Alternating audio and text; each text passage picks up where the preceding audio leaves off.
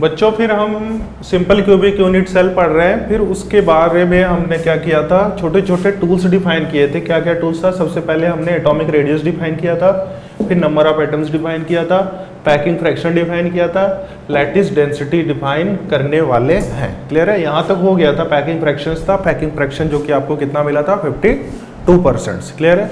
अब हम लोग क्या पढ़ेंगे, लैटिस डेंसिटी। लैटिस डेंसिटी किसकी, अभी पूरी बात यहाँ पे किसकी चल रही है, सिंपल क्यूबिक यूनिट सेल की। क्लियर है। चलो तो सिंपल क्यूबिक यूनिट सेल का लैटिस डेंसिटी, जिसको हम लोग डी से डिनोट करते हैं, तो डी इक्वल टू क्या होता है, Z into M upon A cube into N A.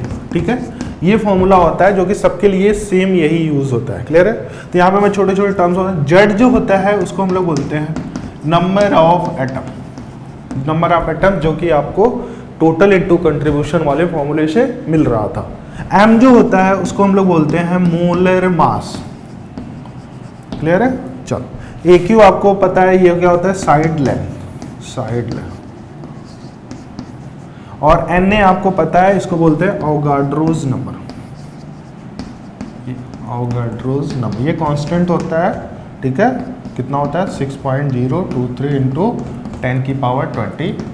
Clear है। चलो, तो ये लैटिस डेंसिटी क्लियर हो गया। लैटिस डेंसिटी में बस यही हर जगह सिंपल बॉडी फेस के लिए बस यही Z into M upon A cube into N A. ठीक है, यही आप यूज करोगे। क्लियर है। चलो, फिर उसके बाद हम लोग 5th पॉइंट कोऑर्डिनेशन नंबर के बारे में पढ़ते हैं। ठीक है, कोऑर्डिनेशन नंबर किसके लिए, सिंपल के लिए। Coordination number. चलो, तो कोऑर्डिनेशन नंबर बेसिकली सबसे पहले मैं इसका डेफिनेशन बता देता हूँ। डेफिनेशन बता दूंगा तो आप इजीली बता दोगे। क्लियर है। तो कोऑर्डिनेशन नंबर का डेफिनेशन क्या होता है कि किसी भी एटम्स के जो नियरेस्ट नेबर्स होते हैं, नियरेस्ट नेबर का मतलब हो गया कि किसी एटम्स के साइड्स में जितने भी एटम टच कर रहे हैं उतने उसके क्या हो जाएंगे, कोऑर्डिनेशन नंबर हो जाएंगे या फिर उसके नियरेस्ट नेबर्स हो जाएंगे। क्लियर है। चलो, तो अपनी बात किसकी चल रही थी, सिंपल की। सिंपल हर किसी को पता है कैसे होता था, एक सिंपल सा क्यूब होता था, उसके कोऑर्डिनेशन नंबर के बारे में बताना है, सिंपल क्यूबिक यूनिट सेल। चलो, तो सबसे पहले मैं आपको एक थोड़ा सिंपल का डायग्राम बना देता हूँ। ये सिंपल क्यूबिक यूनिट सेल हो गया, सभी कॉर्नर्स हो। क्लियर है। याद रखना है ये स्ट्रक्चर किसमें है, 3D में। तो एक एटम्स कितने एटम्स को टच करेगा वही उसके क्या हो जाएंगे, कोऑर्डिनेशन नंबर। सपोज करो मैं ये वाला एटम ले रहा हूँ। क्लियर है। सपोज करो मैं कौन सा एटम ले रहा हूँ, ये वाला। क्लियर है। तो ये एटम कितने एटम को टच करेगा उतने उसके कोऑर्डिनेशन नंबर। ठीक है, तो चलो ये देखते हैं। सबसे पहले ये 1 हो गया। क्लियर है, इस वाले एटम्स को टच कर रहा है। फिर सेकंड कौन से एटम को टच करेगा, इस वाले एटम्स को, ये 2 हो गया। फिर उसके बाद किस एटम्स के, नीचे वाले को, ये 3 हो गया। क्लियर है। देखो 1 इधर हो गया, 2 उसके नीचे हो गया, फिर उसके बाद एक थर्ड ये वाला हो गया। क्लियर है। अब देखो इसके ऊपर भी, क्योंकि ये क्या है 4th, ये 3D की बात चल रही है, मतलब इसके ऊपर भी क्यूब है, ये क्यूब से सराउंडेड है। और ये क्या हो गया 5th। फिर उसके बैक साइड में ये कितना हो गया 6। क्लियर है। तो कितने एटम्स टच करेगा, 6। चलो मैं और अच्छे से आपको दिखा रहा हूँ। सपोज करो this is the cube, simple cubic, और ये कितने, मतलब ये पूरा लैटिस होता है। ये मत सोचना आपके सर एक ही क्यूब है, ये बहुत सारे क्यूब का अटैचमेंट होता है। क्लियर है। तो सपोज करो मैं इस वाले कॉर्नर को लिया था, इस वाले कॉर्नर को। ठीक है, तो चलो देखो ध्यान से, दिस इज द कॉर्नर, और इस कॉर्नर को मैं टच करा, देखो कितने कॉर्नर को टच करेगा, कितने एटम्स को टच करेगा। तो एक ये वाला एटम 1 हो गया, 2 ये वाला एटम, ये वाला ध्यान से देखो, फिर 3 कौन सा हो गया, इसके ऊपर वाला, चलो 3 हो गया, 4th ये हो गया, 5th कौन सा हो गया, ये हो गया, फिर उसके बाद 6 इसके नीचे वाले। क्लियर है। तो जितने एटम टच करेंगे उतने उसके कोऑर्डिनेशन नंबर हो जाएंगे। क्लियर है। तो सिंपल में कोई पूछेगा कि कोऑर्डिनेशन नंबर कितने होते हैं, तो आप क्या बोलोगे, 6, कोऑर्डिनेशन नंबर 6। क्लियर है। तो ये सिंपल क्यूबिक यूनिट सेल में अपने सारे टर्म एक एक करके डिफाइन कर लिया है। सबसे पहले एटॉमिक रेडियस जो कि आपको क्या मिला था, A = 2R। क्लियर है। फिर आपने नंबर ऑफ एटम डिफाइन किया। नंबर ऑफ एटम आपको क्या मिला था, 1। कैसे मिला था, टोटल इंटू कंट्रीब्यूशन। तो टोटल कॉर्नर कितने होते थे, 8, और का कंट्रीब्यूशन 1/8। क्लियर है। चलो, फिर उसके बाद पैकिंग फ्रैक्शन जो कि आपका 52%, डेंसिटी, कोऑर्डिनेशन नंबर। क्लियर है। तो ये आपने सबसे पहले पॉइंट डिफाइन किया, सेकंड ये डिफाइन किया, थर्ड ये डिफाइन किया, 4th ये डिफाइन किया, 5th। क्लियर है। तो ये फिफ्थ पॉइंट आपने डिफाइन किया, ये बहुत ज़्यादा इंपॉर्टेंट है, एक तरह से सॉलिड स्टेट्स का सबसे इंपॉर्टेंट टॉपिक यही है। क्लियर है? चलो, तो सिंपल के सारे टर्म हमने डिफाइन कर लिए। अब हम क्या करेंगे, एक एक करके बॉडी के लिए भी ये इतने सारे टर्म डिफाइन करेंगे। चलो, तो नेक्स्ट हेडिंग क्या हो जाएगा, body centers unit cell. Body centers unit cell.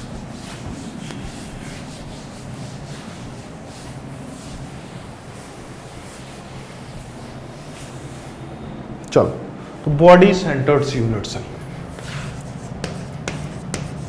Body centre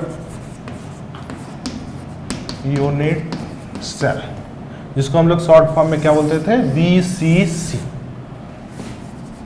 BCC. चलो, तो अभी आप क्या करोगे, सिंपल को भूल जाओ, अभी बस बॉडी को याद रखना है, बाकी फेस को भी भूल जाओ। क्लियर है? चलो, तो बॉडी जैसे और किसी को पता है, बॉडी सेंटर्ड मैंने आपको बताया था कैसे बनता था, एक सिंपल सा क्यूब होता था। क्लियर है? एक सिंपल सा क्यूब होता था, फिर उसके बाद सभी कॉर्नर्स पे एटम होते थे, और बीच में, ठीक है, जो सेंटर पे क्या होता था, एक एटम्स होता था। क्लियर है? चलो, मैं डायग्राम बना के दिखाता हूं बॉडी सेंटर्स का, ध्यान देना। एक सिंपल सा क्यूब होता था, सिंपल सा क्यूब मैंने बना दिया, फिर उसके बाद क्या होता था, सभी कॉर्नर्स पे क्या होते थे, एटम्स होते थे। चलो, एटम्स बना दिया। क्लियर है? फिर उसके बॉडी सेंटर्स का मतलब उसके, सपोज करो this is the room. Clear है? तो एक यहाँ पे मतलब चारों, मतलब 8 कॉर्नर पे एक एक एटम रख दिया। बॉडी सेंटर्स मतलब रूम के इक्वी डिस्टेंस पे भी उसको हम लोग क्या करेंगे, एक एटम्स रखेंगे, तो मतलब बॉडी इसका यहाँ पे हो गया। क्लियर है? तो ये आपका बॉडी सेंटर, ये इक्वी डिस्टेंस पे है। क्लियर है? इसको बॉडी सेंटर्स बोलते हैं। क्लियर है? चलो, तो ये आप हमेशा याद रखना, आपके सारे बुक में क्या होता है, डायग्राम ऐसे बनाता है, लेकिन एक रियल डायग्राम नहीं है। जो रियल डायग्राम क्यों नहीं है, क्योंकि जो ये एटम्स आप रखे हो, ये एटम्स क्या करते हैं, आपस में टच करते हैं। क्लियर है? ये रियल डायग्राम होता है, ये ऐसे होता है, मतलब सारे एटम आपस में क्या करते हैं, टच करते हैं, लेकिन सारे बुक में डायग्राम देखोगे ऐसा। क्लियर है? चलो, अब एक एक टर्म डिफाइन करते हैं बॉडी के लिए। चलो, तो सबसे पहला जो टर्म है that is atomic radius. Atomic radius, जिसको हम लोग बोलते हैं आर। चलो, तो बॉडी सेंटर्स में क्या करते हैं, हमेशा भी एटॉमिक रेडियस के लिए हम लोग क्या करते हैं, सेंटर टू सेंटर डिस्टेंस लेते हैं। क्लियर है? जैसे बॉडी की बात चली तो बॉडी को काउंट करना। सपोज करो मैं ये वाला एटम ले रहा हूं, दिस वन। क्लियर है? ये बॉडी वाला हो गया, ये। क्लियर है? चलो, तो इसको मैं आर बोल देता हूं, ये 2r हो गया, और ये भी क्या हो गया, आर हो गया। क्लियर है? या आप 3rd 4th में पढ़े होंगे कि कोई भी लाइन अगर बॉडी के क्रॉस पास करती है तो किसे ऐसे डिफाइन करते हैं। क्लियर है? तो ये टोटल कितने हो गए, 4r। क्लियर है? तो 4r इक्वल टू कितने हो गए, √3a।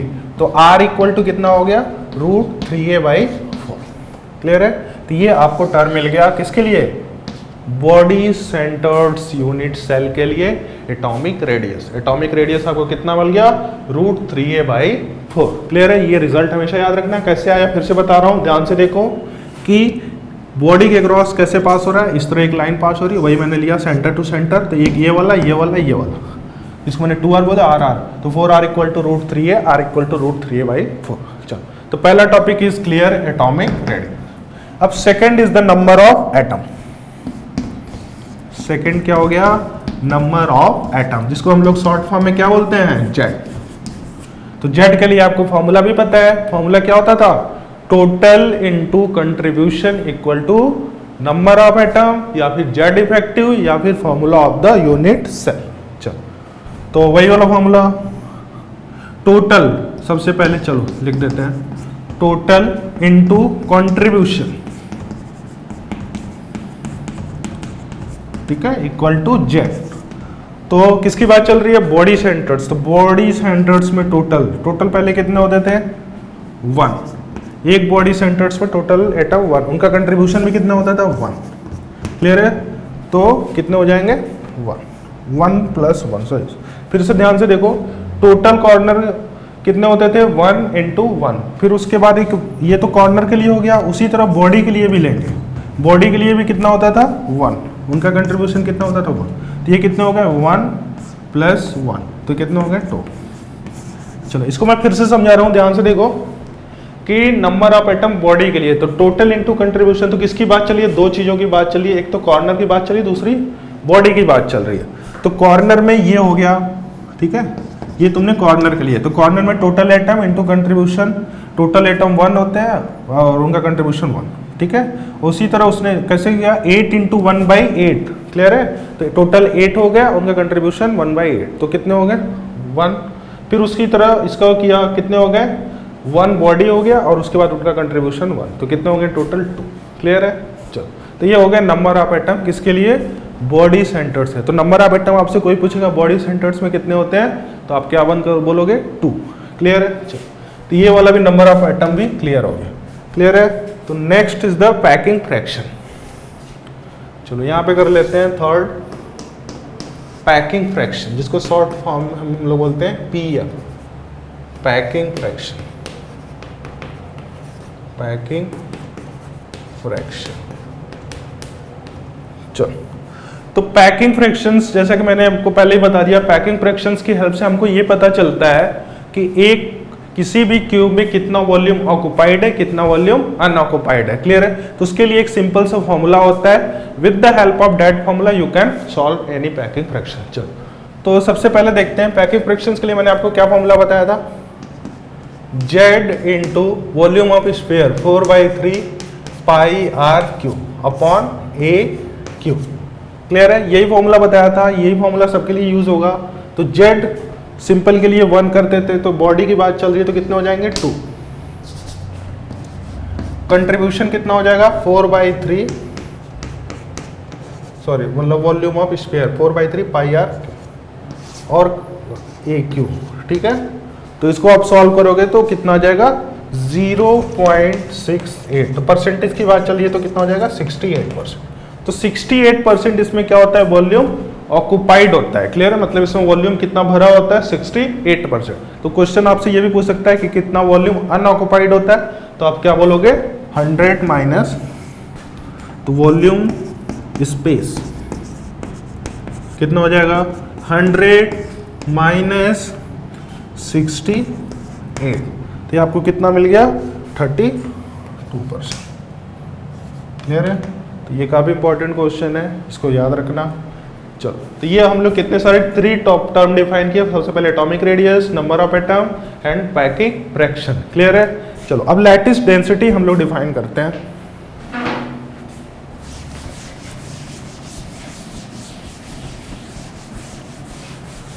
लैटिस डेंसिटी, क्लियर है, जिसको डी बोलते हैं। थर्ड टॉपिक पैकिंग फ्रैक्शन हो गया third. Fourth is the lattice density, lattice density, जिसको शॉर्ट फॉर्म में हम लोग क्या बोलते हैं? डी। चलो, तो इसके लिए मैंने बताया था लैटिस डेंसिटी क्या होता है। जितने भी यूनिट सेल आप पढ़ते हो, सिंपल, बॉडी, फेस, सबके लिए क्या होता है? सेम होता है, क्लियर है। सेम क्या होता है देखना, D equal to Z into M upon E Q into N A, clear है। सबके लिए यही फॉर्मूला होता है। Z is the number of atom, फिर M is the molar mass, A Q the side length and is the Avogadro's number, clear है। चलो, अभी इस पे क्वेश्चंस करेंगे बाद में, फिर आपको क्लियर हो जाए। चलो, तो लैटिस डेंसिटी वाला भी पॉइंट क्लियर हो गया। अब हम लोग आते हैं किस पे? कोऑर्डिनेशन नंबर पे। तो आपका 5th पॉइंट क्या हो गया? कोऑर्डिनेशन नंबर, कोऑर्डिनेशन नंबर, जिसको हम लोग शॉर्ट फॉर्म में क्या बोलते हैं? CM। चलो, तो कोऑर्डिनेशन नंबर, कोऑर्डिनेशन नंबर का मैंने आपको पहले ही डेफिनेशन बता दिया। कोऑर्डिनेशन नंबर की डेफिनेशन क्या होती है कि जितने एटम्स आपस में टच करेंगे उतने उसके कोऑर्डिनेशन नंबर हो जाएंगे। तो यहाँ पे किसकी बात चल रही है? Body centred unit cell. तो बॉडी सेंटर्ड यूनिट सेल कैसे बनता था पहले बताओ। एक सिंपल सा क्या होता था? क्यूब होता था। फिर उसके बाद सारे कॉर्नर क्या होते थे? एटम्स होते थे, क्लियर है। फिर उसके बाद उसके बॉडी सेंटर्स, मतलब दिस वन क्या होता था? एक एटम्स होता था उसके सराउंडेड में।